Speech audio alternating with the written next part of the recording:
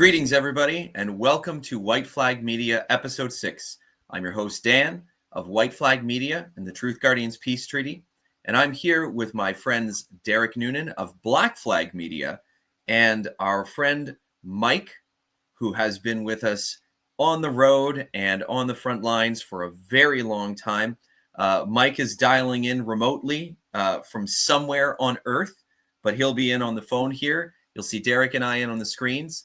And we've got a few things that we'd like to go over on today's episode, just to kind of plant some seeds in everybody's head, get people thinking perhaps a little outside of the box, and as always, considering our role as an individual, possibly even our duties and responsibilities regarding these ideas.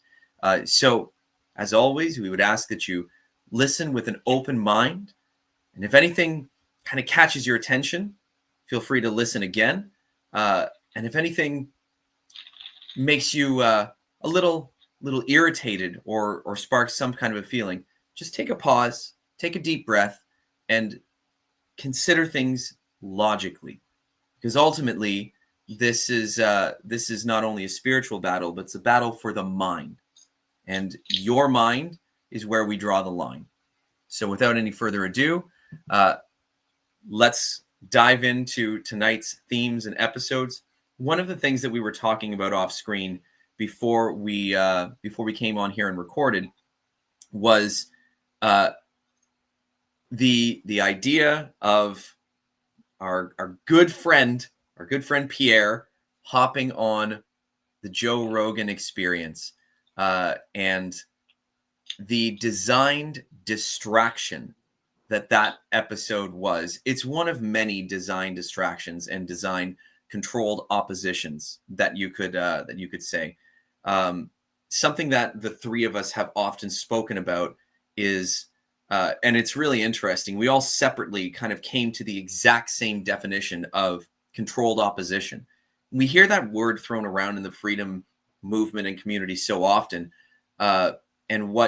and you guys, please correct me if I'm misquoting or wrong with this, but for myself, and I think for all of us, the definition that we've come to work with is controlled opposition is an agenda or an action where the ultimate thing that action serves is the deep state or the cabal or whatever label that you want to put on that. You could have all the best intentions in the world, but if your goal and your action ends up funding or serving the deep state, it's a controlled opposition thing. If you're controlled into the idea of, oh, well, you know what, the old systems are going to save us, so we're going to go down those avenues, what you're actually serving is the deep state old systems. And this is where we've got Pierre hopping on Joe Rogan, where the focus is the kettlebell now.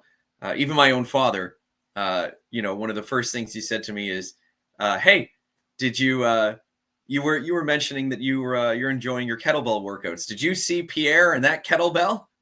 Like it's just to brainwash people into believing that there's some kind of a solution there. But Derek, you've certainly called out the conservatives quite a bit recently. So do you want to speak to that a little bit here? Sure, I will. Also, your definition too. We're talking in terms of the cabal or things like that. But an easy definition would be just imagine ancient warfare. There's a shogun going up against another shogun, and one shogun says, "You know something? I don't really want to lose many samurais, but I will inject a samurai into the other group." And that samurai is going to go there and he's going to say, "Listen, I don't like my daimyo. I am going to join you guys for this reason." And they think it's a victory. Oh, very good. Now he will say, "You know something? I don't think you should go against them right now. I think you guys should back off a little bit. Just give them that little area, and we'll get stronger later."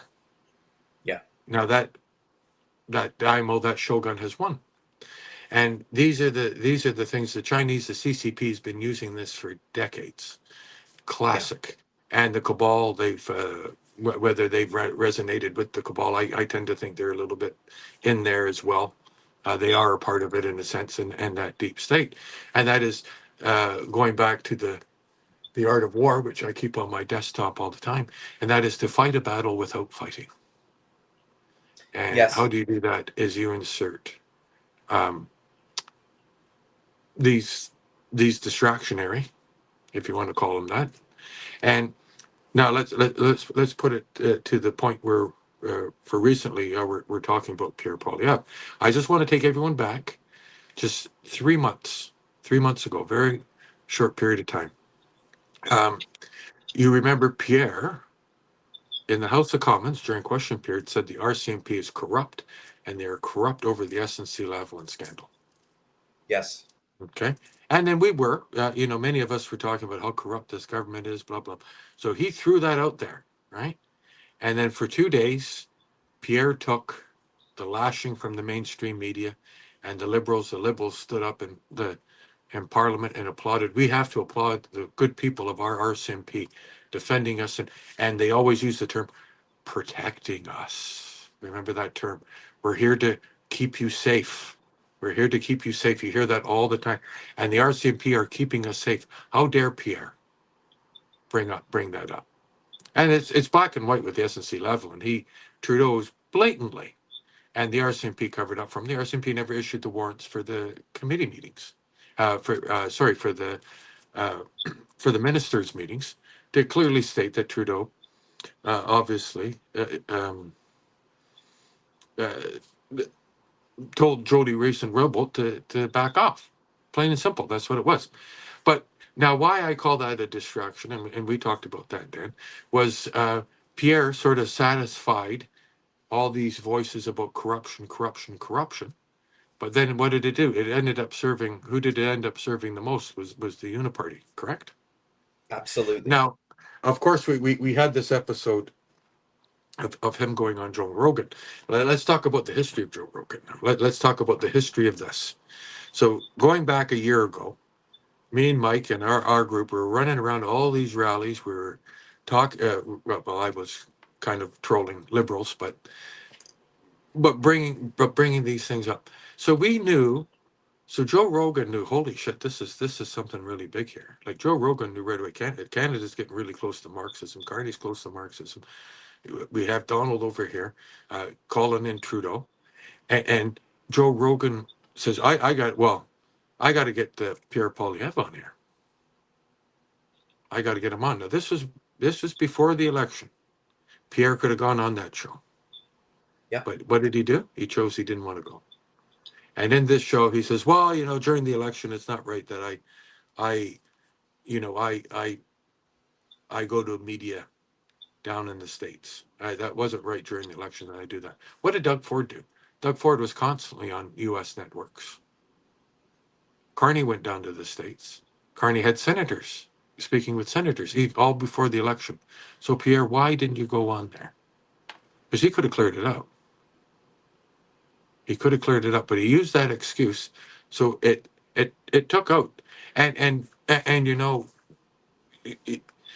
you hear these media pundits and what they consider mainstream conservatisms. Well, we can't go anywhere near the Orange Man. Orange Man's bad. We can't go anywhere near the Orange Man. So that was I'll let Mike come in now. But that was basically the perfect distraction of us. Yeah. Go ahead, Mike. And I'm just going to throw in there along the same line.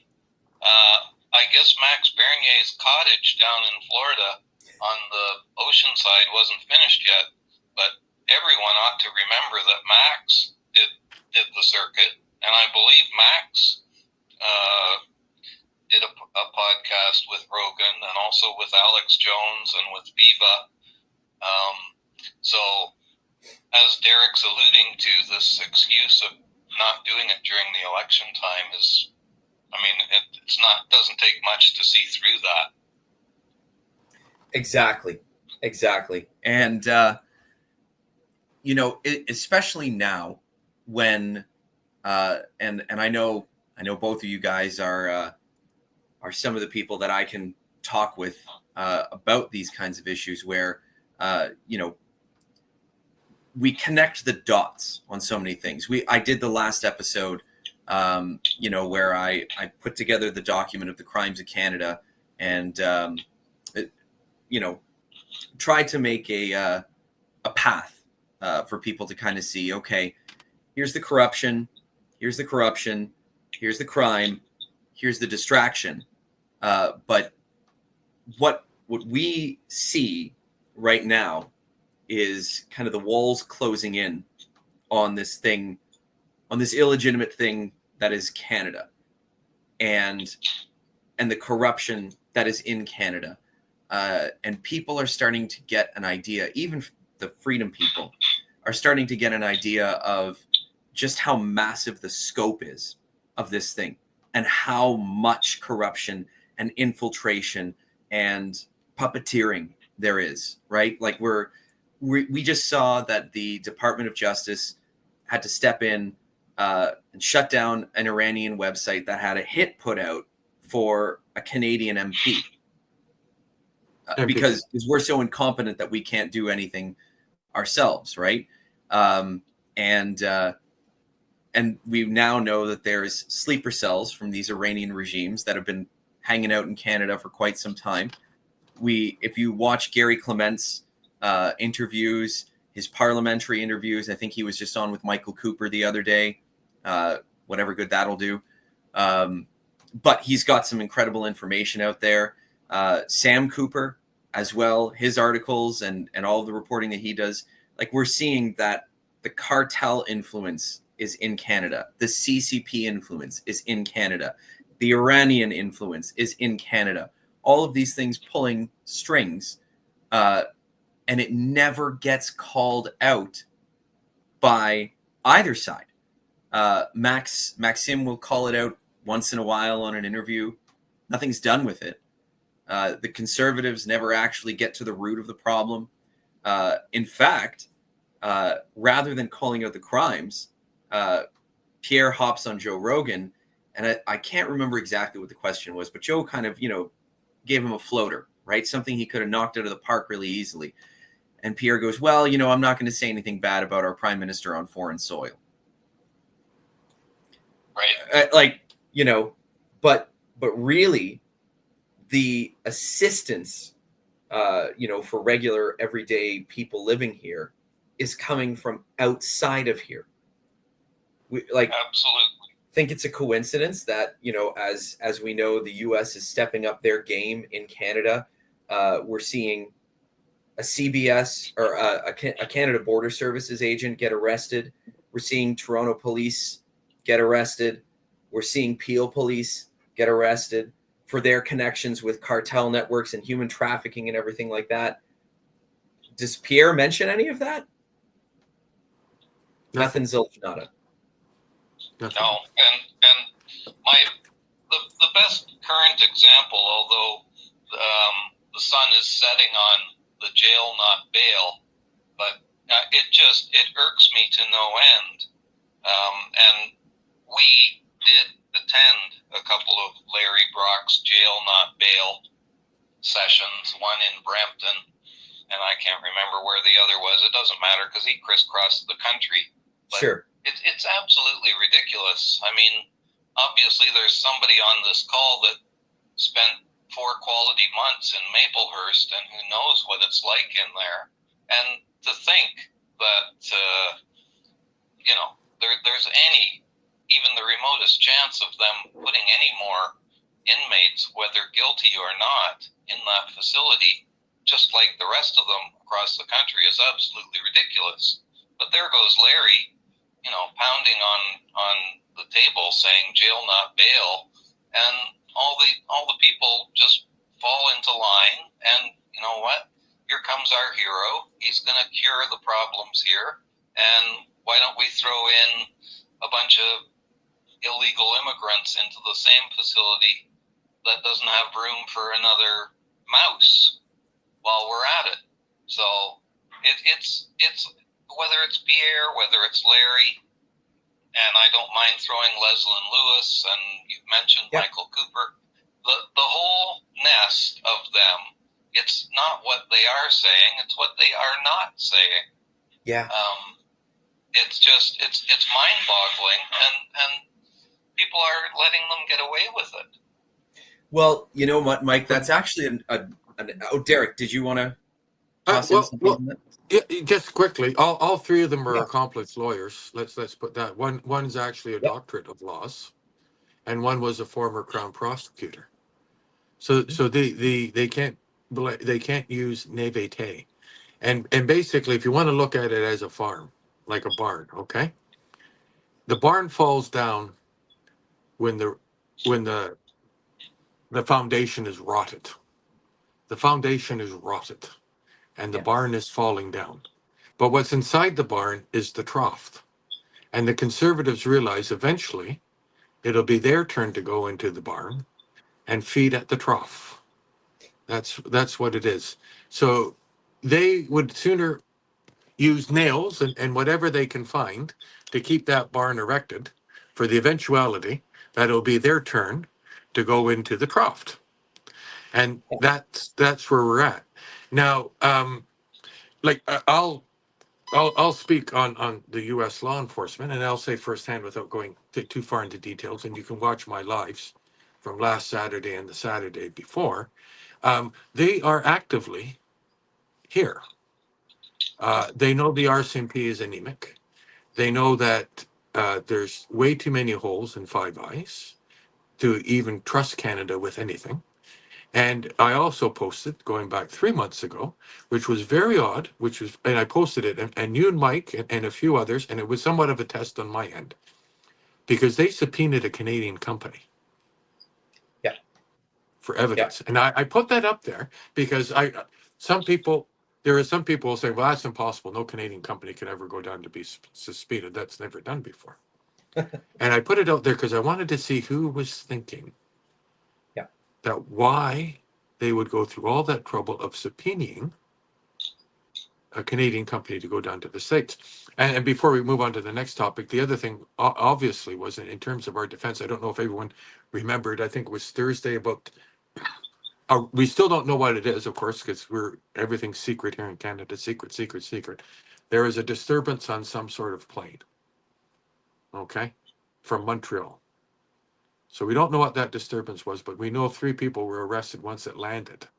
But we knew that NORAD had to scramble jets.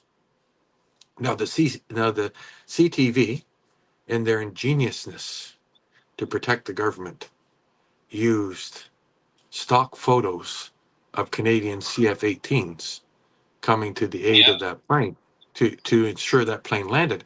But there was no Canadian CF-18s. There were 2 F-35 scrambled out of, I believe it was out of Colorado, that scrambled and assisted that plane down to land in Montreal. So I'll leave it at that, and let's let everyone know. Here in Canada, it's a giant illusion. Everything that's happening in Canada, you walk out your door tomorrow morning, it's an illusion. It's what they want you to see. You have to go beyond that. But I'll turn it over now to you, Dan. No, that's these are excellent points, and it's something that people should should do whatever resonates with them, right? But think of this as an opportunity to maybe expand your consciousness, remove the veil, as Derek was kind of alluding to there, right? And dissolving the illusions. And as we hear these things, and you can vet this stuff, you can look into it, right? When we say we know that the U.S. is operating, whether it's Derek, whether it's Mike, whether it's Sensei, like we're not, again, without getting into detail, we're not guessing. It is a known quantity, and there's what Derek just talked about, which I shared, back 3 months ago, I think it was. The U.S. putting a cap on the assets of TD when they were caught in a money laundering scandal. Like these are things that one sovereign country really couldn't do to another sovereign country unless Canada is an illusion, right? Then that's maybe that's a YouTube thing that you could look up. But what Mike had said a moment ago is, it baffles him that people are buying into this. And we can count the freedom people in that too. And not only buying into it, but paying into it without question. And Mike had mentioned the situation of, the conservatives going jail, no bail, jail, no bail. There's a big push right now, not just in Canada.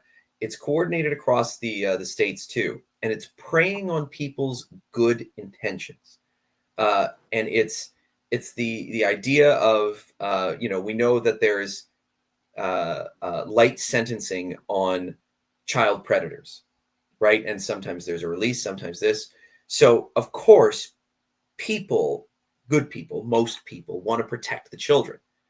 We can all agree on that universally, right? Like that's not something that even somebody on the other political spectrum would probably disagree with. Where the distraction comes in is what to do with it. Listen to Pierre, listen to the conservatives. Hey, let's go to the courtrooms. Let's solve it there. Hey, let's file a lawsuit. It's the only way that these politicians understand. But again, the illusion. We know the judiciary is captured. It's been captured for years. We know that the political system is broken. Mike mentioned, as some of you guys would know, if you're listening to this, Mike and Derek visited me often when I spent 4 months in Maplehurst, the worst prison in Canada, because I wrote a letter to a judge, and that's they decided. I mean, they did say, and I'm quoting, you guys were there on the sentencing day. Let's make an example out of this guy right here. Well, that was Pierre. That was Pierre making you an example. Yeah, that was Pierre making me an example. I hope you don't mind if I now that everything's over and done with, Dan, but just a quick observation, because Mike and I, of course, were in the courtroom at that time. Yes. We still hadn't moved. We still haven't moved. Really, we're maybe a little bit more than halfway through that final day, and they already positioned police behind you. Yep. To open the door to obviously take, and it's kind of hard to see, but even before the judge even said the ruling, those guys were there, and then there was a break, and I said, okay, well, I know where this is going. So I knew. Well, I mean, this is. We've done a lot of interviews and we've done everything on that, but like I knew where it was going, because there was an officer who an officer of the court that was there pretty much every time that we went to trial or we did anything like that. The guy's name's Chris at the Peel court, and he shook our hand many times and he thanked us for everything that we were putting on the record and all that kind of stuff. And the day of sentencing, he just looked like his dog died. And I knew the second that I walked in there, I'm like, all right, this is, I know exactly what's going to happen. And it certainly did. And that was, I mean, the people that think that there's a remedy within the courtroom are the people that haven't actually challenged it. And this is where, if you've really stared evil in the face, and remember, we dealt with a superior level and a provincial level, and the guy that we were dealing with was promoted in 2020 by David Lametti. That's Trudeau's justice minister, right? So it gets all interwoven and connected. But to talk about jail, no bail, and as Mike was saying, it within this system that they want to just throw more people in there. What people don't realize is that we're like the system in Canada is way more full to capacity than you realize. Like we've got so many people in these defunct institutions. Take a look over in Milton, Ontario right now. that's where I was, in Maplehurst, which is considered to be the worst prison in Canada, where I think I read a report. So Maplehurst in Milton has been without power for a week. You got to, and like there's over 3,000 inmates in that place, right? Now, I saw a lot of comments on there. Oh, I feel so sorry for them. Well, like, God forbid, me, innocent guy over there, political prisoner. Imagine if I'd been in there without power for a week. Mm-hmm. Did I deserve that? Well, probably not. If I can, yeah. I mean, like, I personally am seeing how, and I don't want to go down this rabbit hole real far, but I mean, since we're onto this now, I'm just going to use it to say it's so obvious to me that all the twisted and evil mechanisms that the tyrants had put in place in order to bring about their great reset and throttle most of us and so on and so forth, it's all being used against them. Mm-hmm. It's unfortunate that so many of us are still letting them use us, because what we're talking about here, just with Maplehurst, is a good example. That little piece about power having been out, which I put in the Patriots Facebook group. Yeah. A lot of the comments on there were, well, too bad for those guys. Mm-hmm. Like, they should have thought about that before they did their crime. And there are so many people in this society who still trust the government. I mean, if they didn't trust the government, then they wouldn't be saying things like that. There are people in those institutions that have been wrongfully accused. And yes. As I pointed out in a couple of comments or replies that I made to people, the farther we go down this communist road that Team Uniparty has us traveling, if there weren't good forces working for us, 5 years from now, we'd all be locked in our homes or in a penal colony or in a FEMA camp. And then, you know what? The power would go out and the people on the outside would be saying, looks good on them. Well, thanks a lot, Absolutely.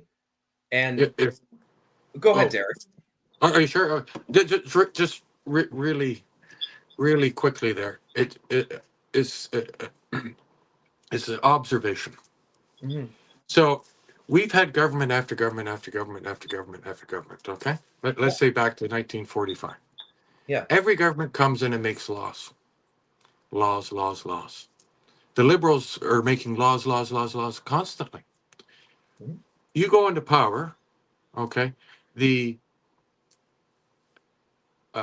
Minister of Finance doesn't have any. You manage finance. Justice, you manage the courtrooms.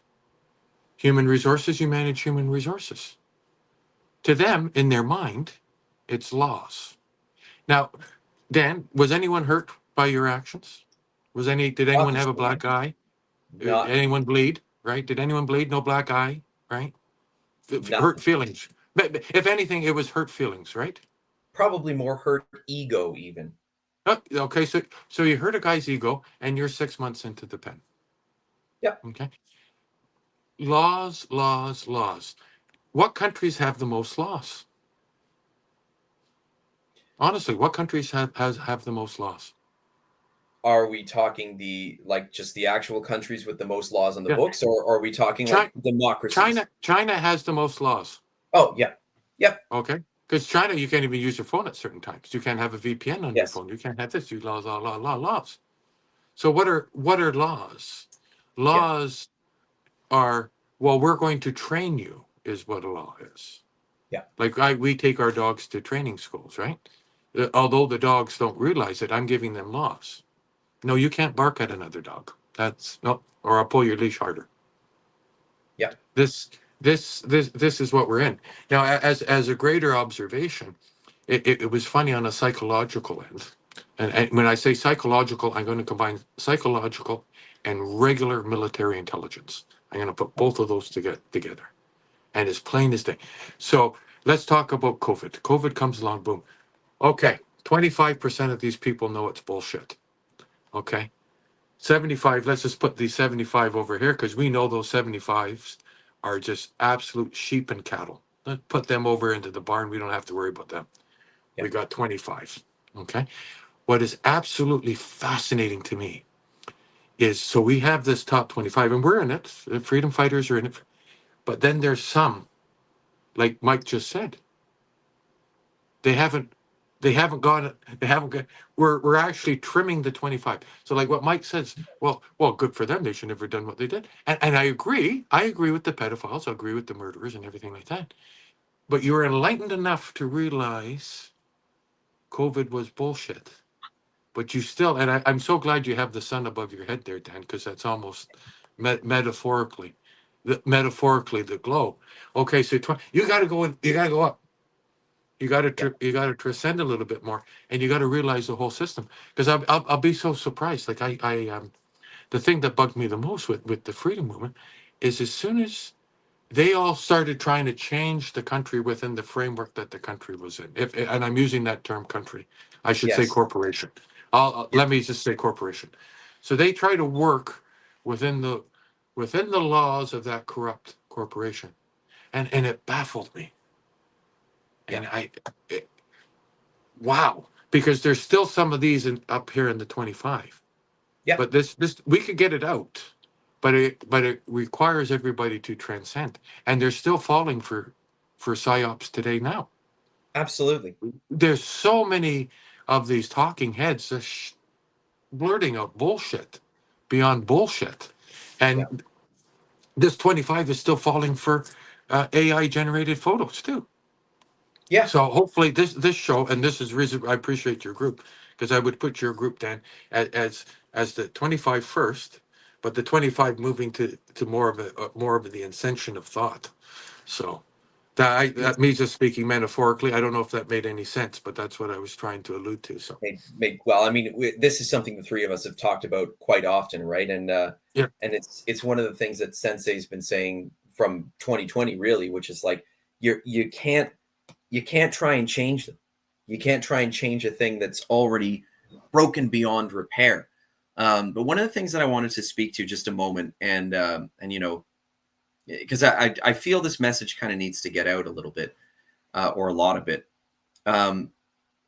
is kind of like it's something Sensei always taught in the world of self-defense. It's that part of the reason that you do the meditation and you do you know, when you see those patterns which are like a predetermined fight, we call them kata. You always see somebody in the meditation position and they open up and they go into the kata. That's called the mukso. And then you bring yourself back to center at the end of it. And the meaning behind that is that you don't want to become the beast that you're defending yourself against. Otherwise, that energy has come into you. And the lack of humanity that we see in some of those things of like, well, you know, should have thought of that before they made their crime. You know, we actually talked about in like oh, what are they doing to these people? Remember in the beginning of the lockdowns in 2020, we were like, oh my God, you know, like these guys are not even getting out of their cells. They're not even allowed to have a shower and everything like that. Like this is something that we spoke about in the beginning of 2020.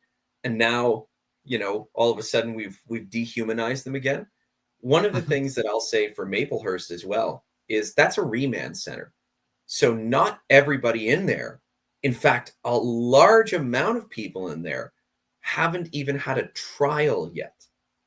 So not only could they be innocent and just not able to afford a lawyer, and I did meet some of those people, but in addition to that, there are also, and I had a couple cellmates like this, there were also some people that were just homeless, and they would actually plan their stint in the in a prison of like, okay, what crime do I have to commit to get myself exactly 6 months in there so I can survive the winter. Like, and they would just Unbelievable. hit the repeat button on that, right?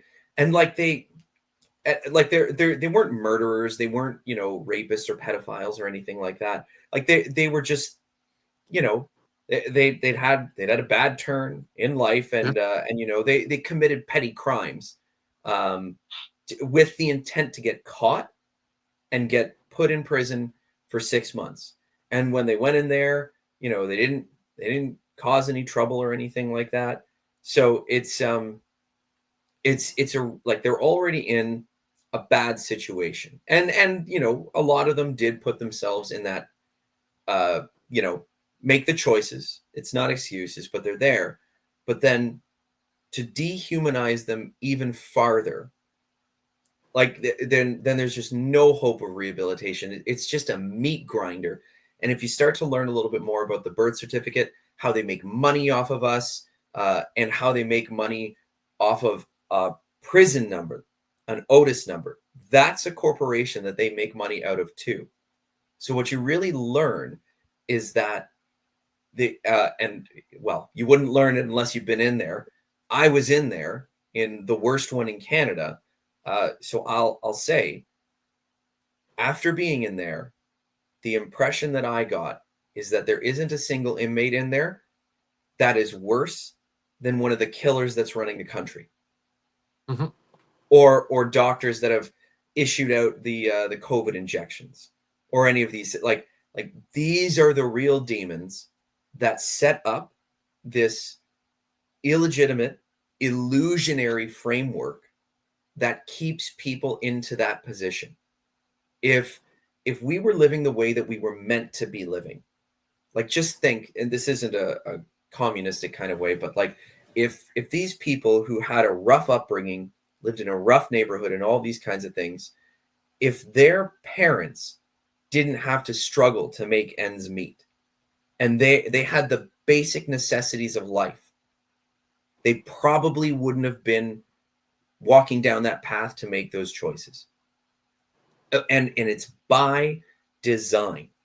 And we're seeing it, like, Derek, I really liked your analogy there of weeding out that 25%, right? I think, I can't remember who it was. It might have been Del Bigtree on an interview, but he was saying, like, you know, when's the revolution going to come? And it was like, well, it's now. Like, it's now, because we don't need everybody to wake up, but like, we've got 35% of people, 35% of people, at least in America, didn't take the shot and just went, this is BS, right? So that's actually like a bigger number than we've ever had in history.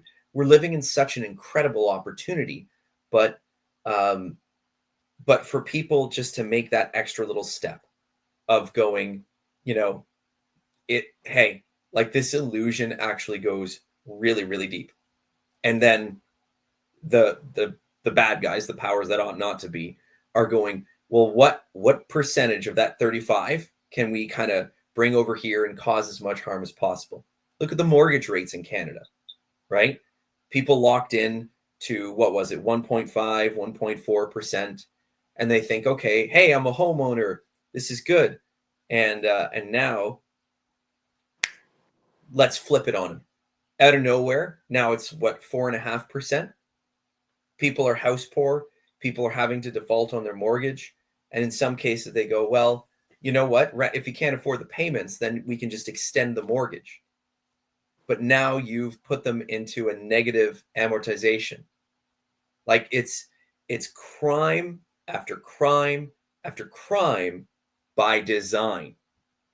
And then they get away with it because we promote them. We allow them to get away with it. We fund them. Like, if you really look at it and you go, you know what, I'm gonna pay you 50% of my income. I'm gonna go along with your rules, but I'm gonna ask you to stop it. And the rules that they make just make them richer, or gives them another chance to come to that trough in the barnyard that you were talking about, Derek. But ultimately, if I were them, like, what would my motivation be to stop it? And the answer is there wouldn't be any, because I'm getting the free ride from the people. They let me get Correct. away with it. They give me my paycheck. They give me my pension, and they don't actually stand up in any meaningful way that would motivate me, the bad guy, from stopping any of that stuff. The reality is there's enough of us that are awake that if we were to just collectively stop participating, raise a white flag maybe, and take that kind of an action, like they simply don't have the resources to deal with us. No. It's seen with their systems, their illegitimacy, and it's seen with their reactions with how many distractions they have to throw at us, how many controlled oppositions. Okay, let's bring in the Second Sons. Let's bring in these guys over here. Now we got to start labeling them as terrorists. Now we got to start showing up in the courtrooms. Now we got to start writing to our MPs. Hey, Joe Rogan just got on not Joe Rogan. Pierre just got on Joe Rogan. Oh, he said some things that make sense. Hey, let's promote that. This is our ticket out of this. And then, we even have lunatics trying to start even another political party. Like, what? Ugh. What, you're going to win a seat in 200 years? Okay, go start you might win your first seat in 200 years. Like, oh my God. Did everyone watch The Godfather Part 2? I didn't. When Vito, Mike, did you? Vito Corleone. Vito Corleone came over from Italy as a little boy, and then he kind of grew up in the Bronx, right? And then they had all these shopkeepers, because everyone walked, no one had a car, so everyone would go to the shops, right? So the big guy went to all the stores. He go, you owe me protection money, and I'll make sure everything's all okay, right? So all the shopkeepers, they make. He took 50% of everything that they made. Oh my God! And then so Vito Corleone, before he became the Godfather, he was just the shopkeeper, right? And he said, "Well, why? What are you guys doing? You got to stand up to this guy. What are you doing?" Oh, no, right? So he took it upon himself to get rid of him, but he became that himself. But what I'm saying is people still have to they elect these elected officials in, and that they think, oh, they're good people. Oh, they'll look after us. They'll keep us safe. Right? Yeah. So they keep paying their protection money, taxes. Like, honestly, like if you were in jail, when you were in jail, Dan, just say hypothetically, every day you were given a dollar in the to spend in the commissary, but the thug in your unit took 60 cents of your dollar, so you only had 40 cents to spend in the commissary. The government is the exact same thing. They're nothing more than criminals, because what they're doing is they're stealing on the back end themselves. Yep. Right? So it's rot. And unfortunately, it's hard that people still live in that illusion that, oh, well, they're good, they're going to look after us. No, they're not. But collectively, they could easily, it's only one or two guys, out you go. Sorry, crime's over. And go from there. But, that sleeping half, like you had mentioned, we could carry on this revolution, and this sleeping half, they'll go, while we're doing it, they'll still get up and do their things every day and then go home and watch TV and everything like that. They'll stay away from us while we do it. So I'll let Mike chime in for a bit on that. So, yeah. Well, I mean, I couldn't believe it this morning. I saw that Randy Hillier's case, which was dismissed last fall. Oh, yes. Great observation, Mike. They've revived it, okay? And, I mean, this speaks exactly to what you're talking about, Derek. They're just, but the good side of it is they're so desperate that they're obviously pulling out all the stops, and anybody with eyes to see that's out there is going to look at that and go, you got to be kidding. You got to be kidding. And there's no end to it. But yeah, okay, let's pull Randy Hillier back into it. And if only we could know what the actual numbers are Just like if only we could know what the actual numbers are for the people who didn't go along with the mandates. They're never going to share that information with us. But in the case of Randy Hillier, I don't know how many thousands of the 20% or 25% Randy Hillier is worth, but I know he's got a certain number of them. So let's pull the Randy Hillier stop and drag a few of them back over here, because they're starting to wander a little bit too far from the center. We got to bring them back. We got to bring them back. And that's, I mean, like Max Bernier, who I mentioned, is the same thing. Like, for Pete's sake, where's Max? He's paid off. He's down in Florida. They pull him out of the box once in a while to do the same thing that they're doing with Randy Hillier right now. So, and if I'm not mistaken, didn't the Adamson barbecue case also get shut down, or the constitutional challenge? Well, no, it's still before the judge. Okay. So I attended the last day, and actually, this is more. The Adamson charges actually haven't come up yet. Right. So he was charged. He should have had his court date for those charges. But what they did is they intersected and they said, well, we're going to make a constitutional challenge first. And then they said, okay, well, we'll hold off on the charges. So, and then in a sense, the constitutional challenge with the ring around that they'll sue the city of Toronto and they'll sue Toronto Health, for example. So that's what that was. So, and this wasn't a regular judge.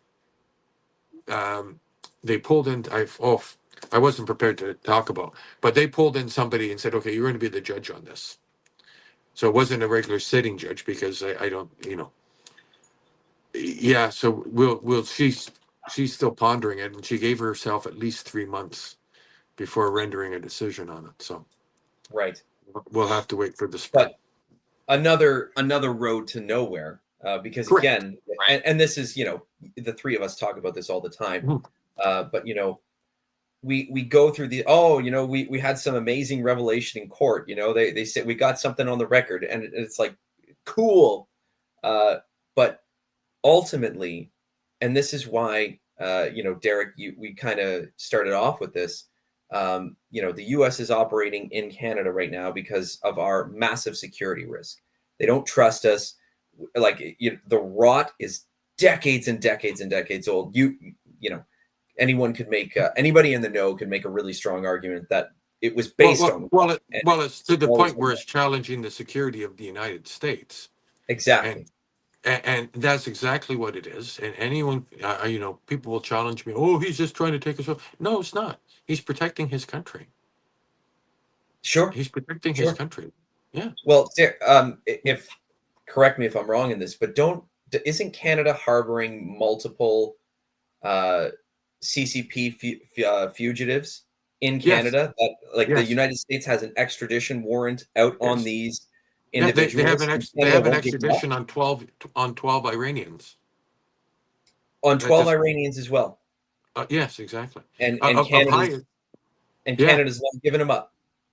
Not giving them up. And in my live last week, these Iranians, and I kind of alluded to it. Now, you can't quote me that I'm not. I just don't have access to the information. But it sounds like that if they extradite them, Canada will be giving up their golden calves, which are our central banks. So these guys basically laundered over $250 million, and they were buying oil tankers, laundering money through a front company here and then a front company in Hong Kong, and infiltrated a high-tech company in Ottawa for drone technology.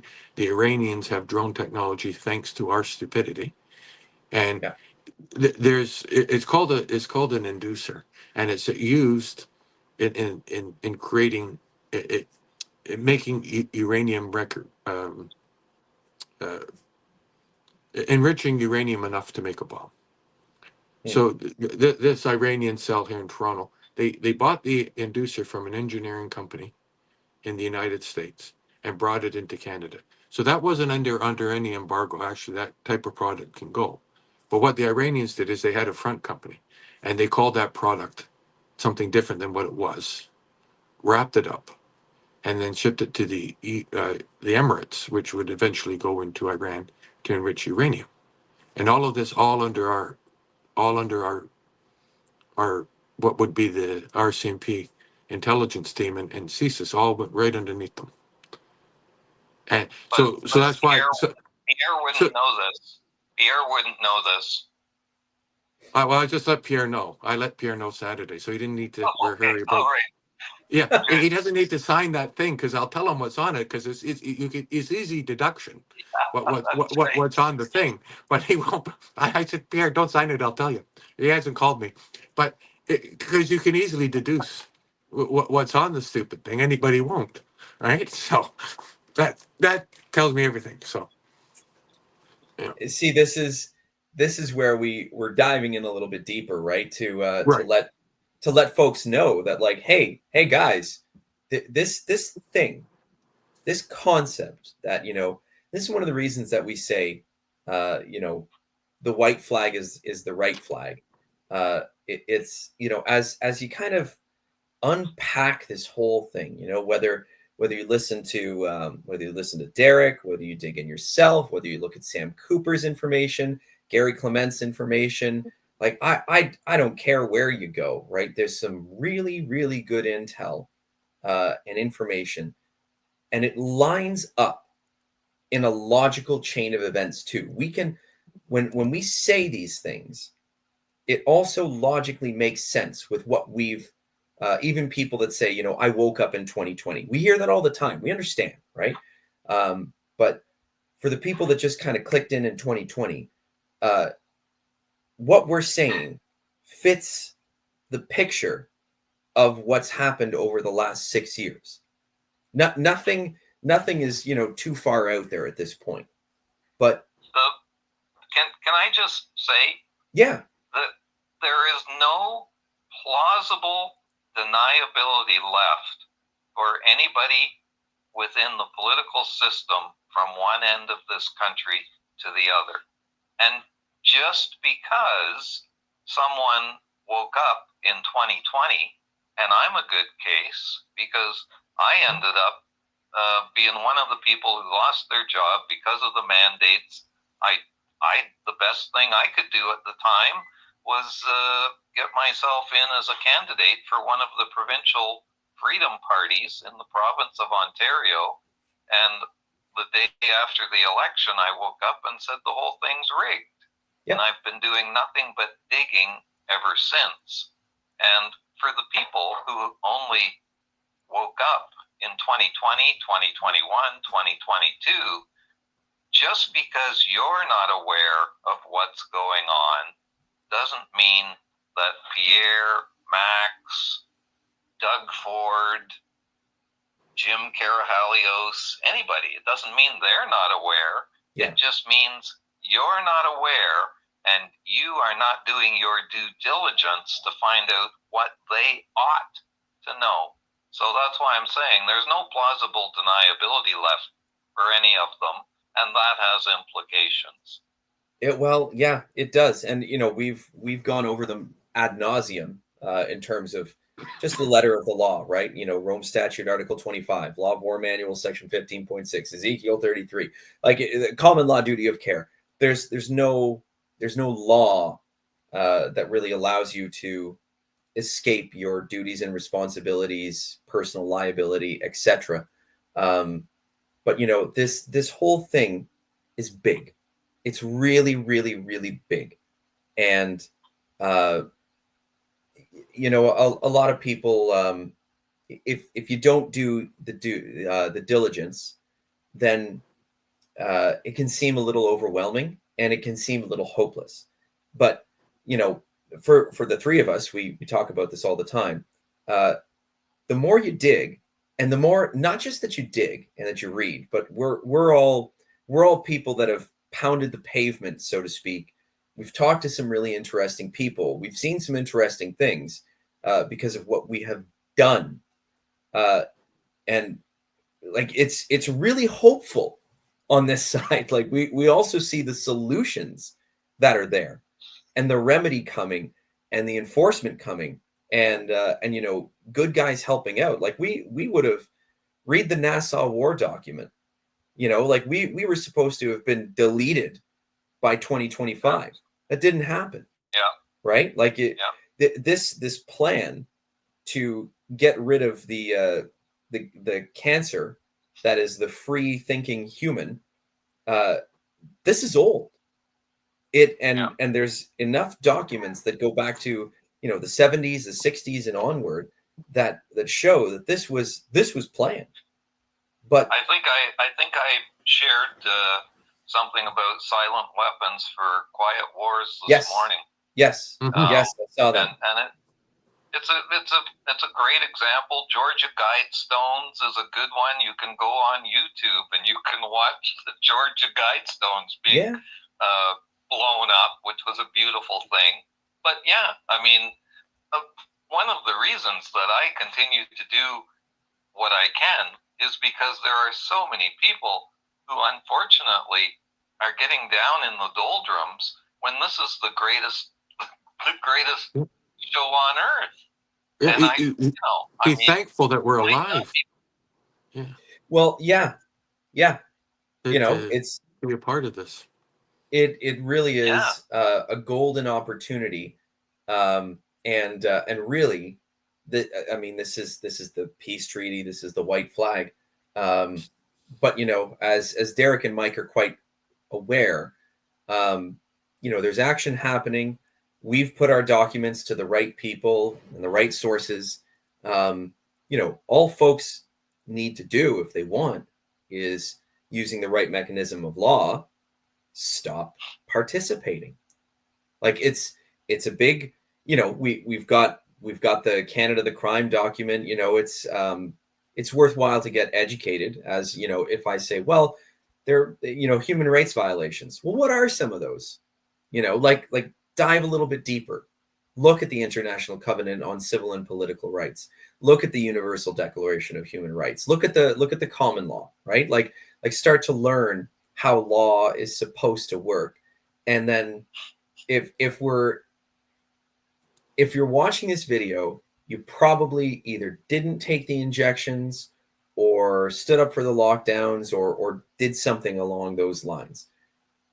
And one thing that we heard at that point was question everything, right? Like this was something that was said ad nauseum back in 2020. Well, before we hopped on the camera here, and maybe this is kind of the conversation to end with.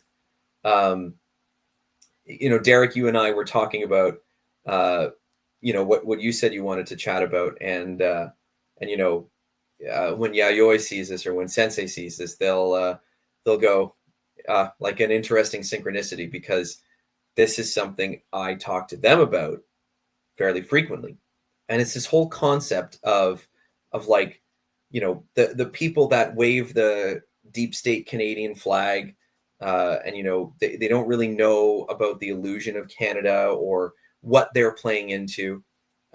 It's worth really questioning, what is Canada? What is this thing that you are fighting so adamantly for?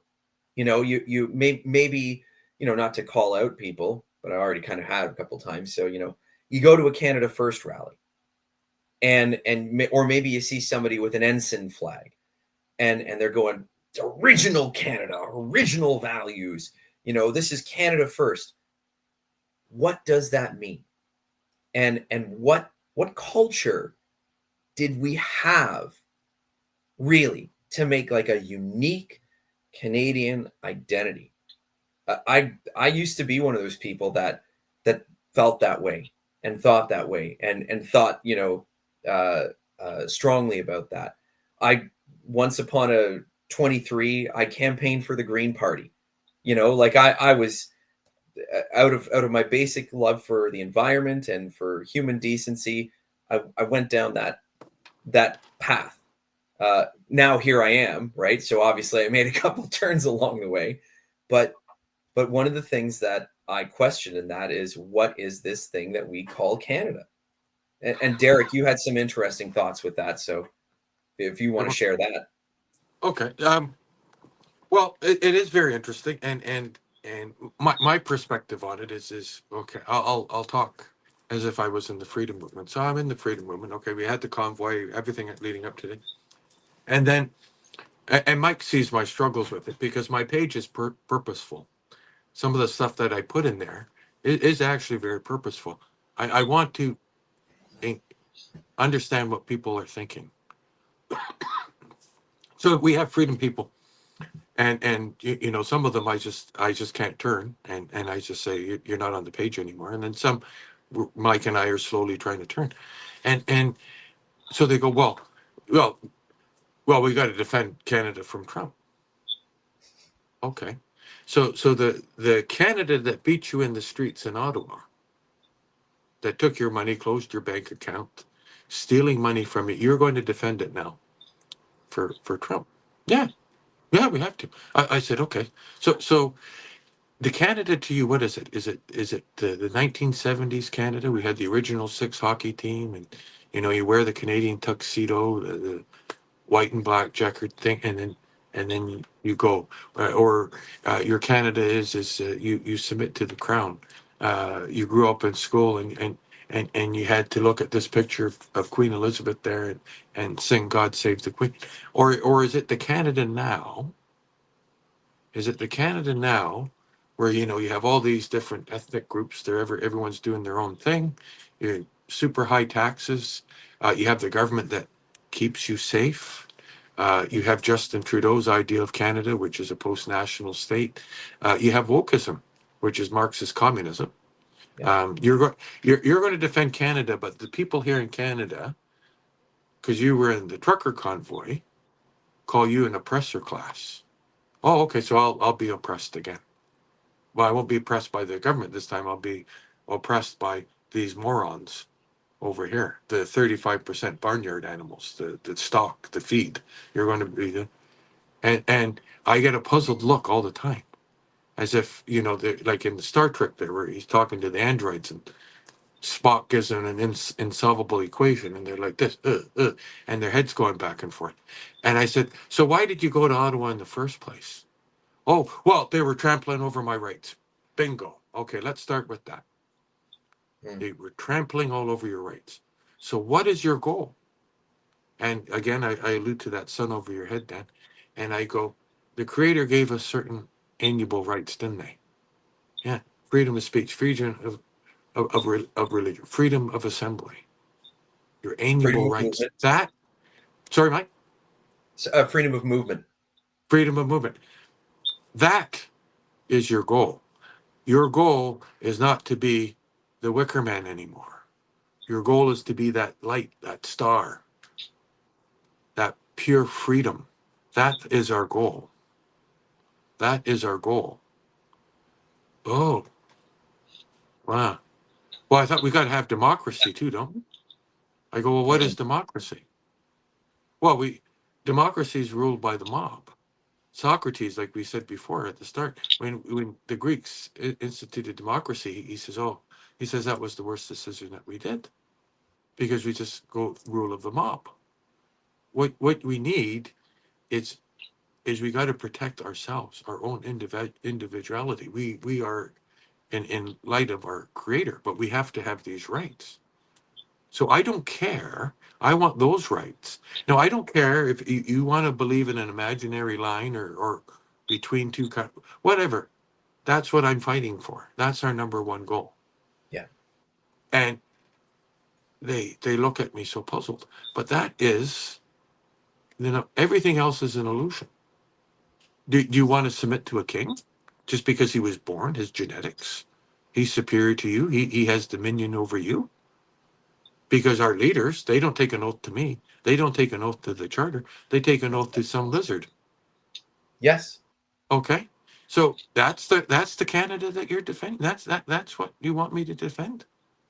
Or do you want to start talking about human alienable rights? You want to start talking about being a republic? You want to start talking about that?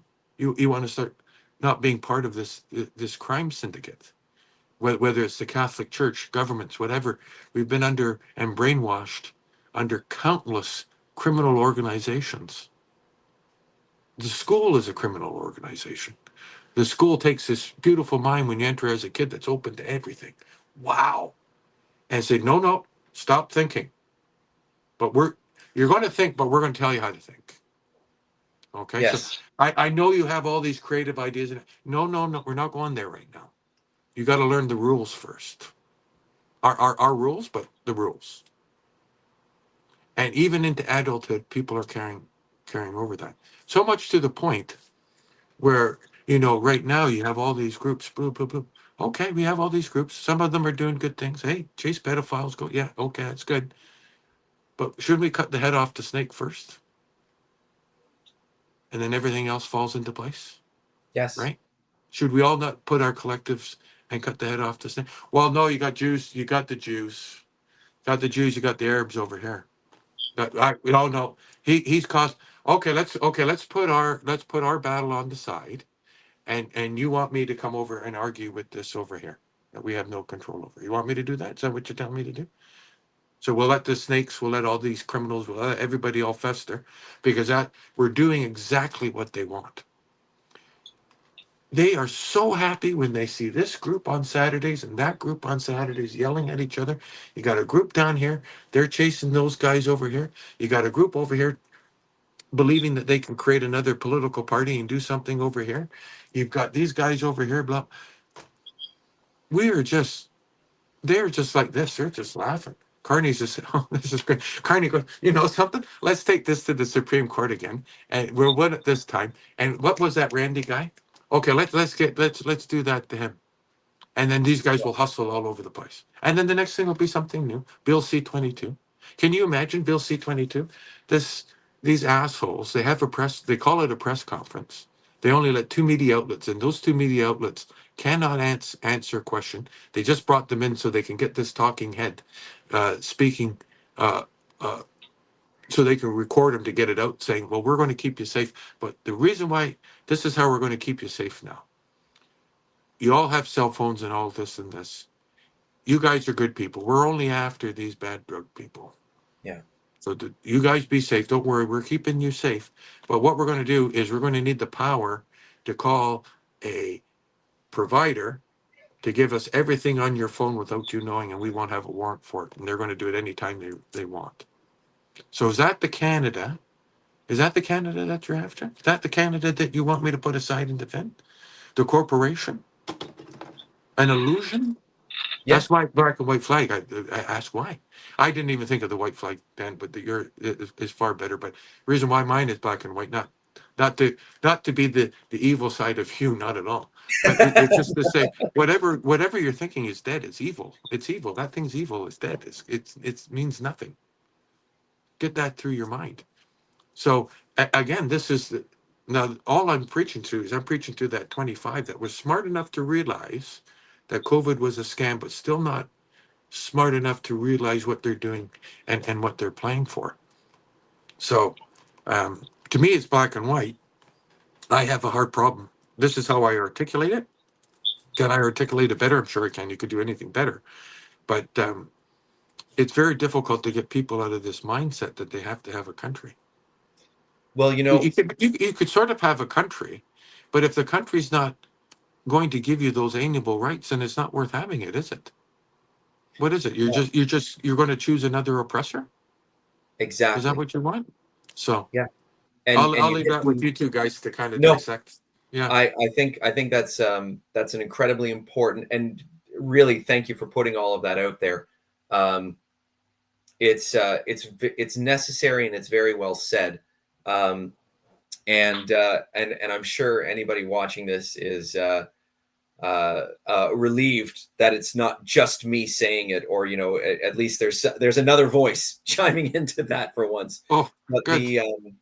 But the reality of the situation is, I love the way that you put it, where it's like, what are you fighting for? Are you fighting for the Canada that beat you in the streets when you went to Ottawa? The Canada that wouldn't even come to the interview table when you asked peacefully. We've talked about this before, like according to the Law of War manual, which is at play because of the continuity of government right now. You have to exhaust all peaceful alternatives. So it happened. It's done. we put it on the record. Enough, right? Like that's the idea. And now, Mike, you posted something a few days ago. I think the quote was, it's not that you're seeing the truth for the first time or something. Like it's that the truth is being revealed. Right. And that's really what we're seeing right now is we're dissolving illusions. We're pulling back the veil.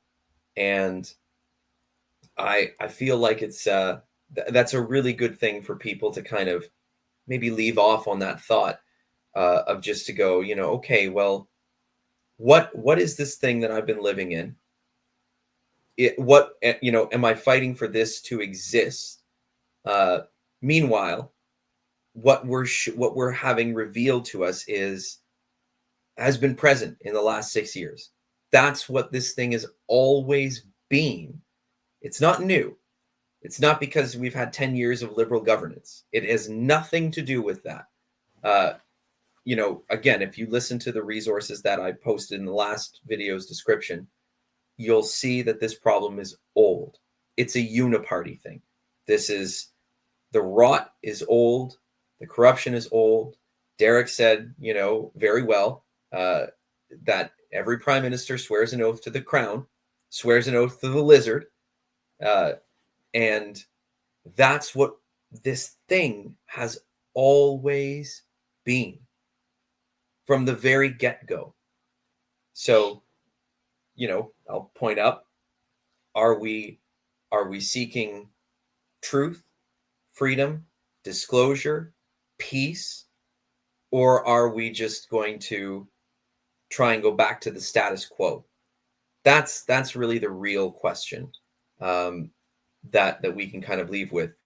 And I think that's a nice springboard to the invitation to anybody for next Saturday.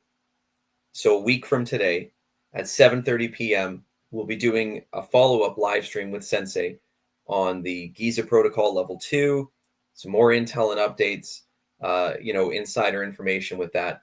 But the other idea, which is what we said from the very beginning, but especially episodes 3 and 4, part of the reason that we're in this situation and we're heading towards that ascension is that once upon a time, the sovereign DNA codes were turned off intentionally.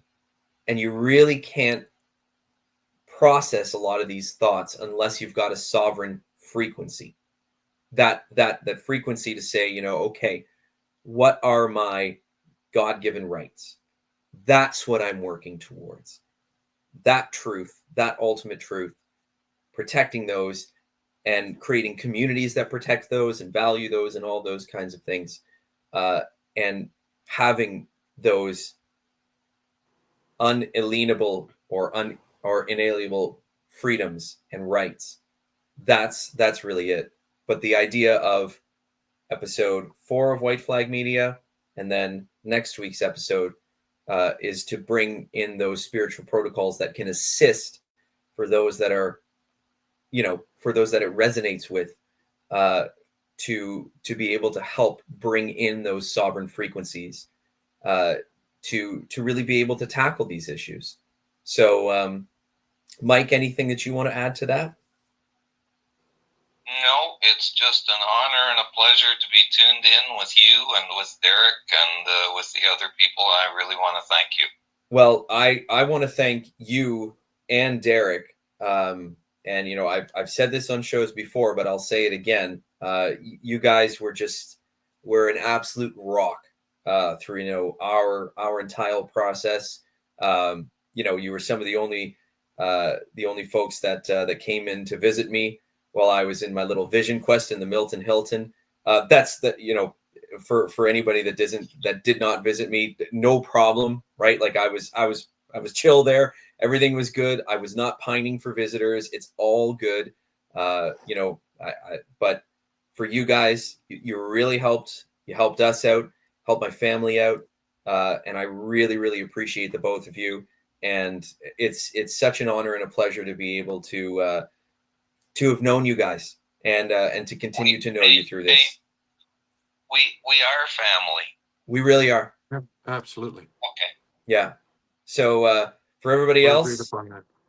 Adonai, have a wonderful night, and we will see you on the next live stream, folks. Take care.